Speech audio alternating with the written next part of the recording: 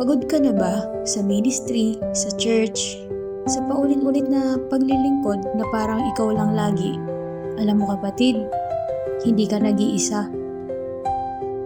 Sometimes, we serve so much, we forget to sit with the one we're serving.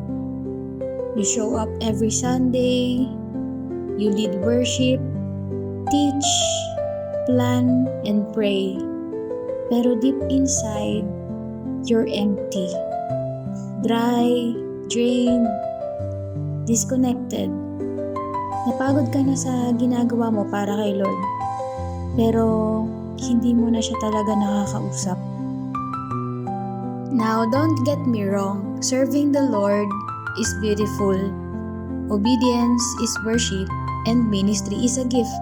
Pero hindi sapat ang gawa kung hindi ito nakaugat sa presensya niya. Sabi ni Jesus sa Mark chapter 6 verse 31, "Come with me by yourselves to a quiet place and get some rest." Jesus didn't say, "Push mo pa, kaya mo yan." He said, "Tara, pahinga muna tayo." Working for the Lord is not the problem. Working without Him is. Ang problema hindi ang ministry, kundi kapag napalitan ng ministry ang intimacy. Kapag napalitan ng gawain ang presensya.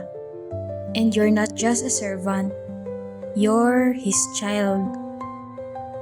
Minsan, we hide our spiritual dryness behind our ministry duties. You're there, you show up, but deep down, alam mong walang lakas, walang apoy. May ginagawa ka pero wala ka nang nararamdaman.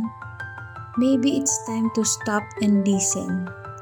Not to quit, but to pause and reconnect.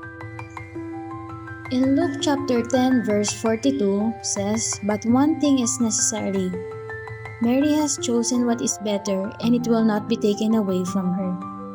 Martha was busy and Mary was still, and both loved by Jesus.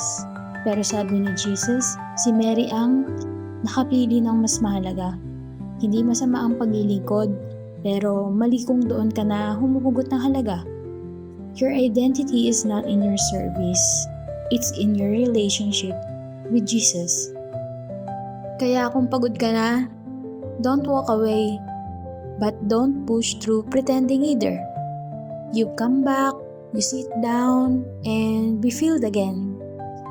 In Matthew chapter 11 verse 28 says, "Come to me, all you who are weary and burdened, and I will give you rest." Hindi ka ginawa ni Lord para lang maglingkod. Ginawa ka niya para makasama.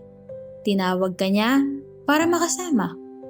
And ministry is not a substitute for intimacy. You serve, yes, but stay connected.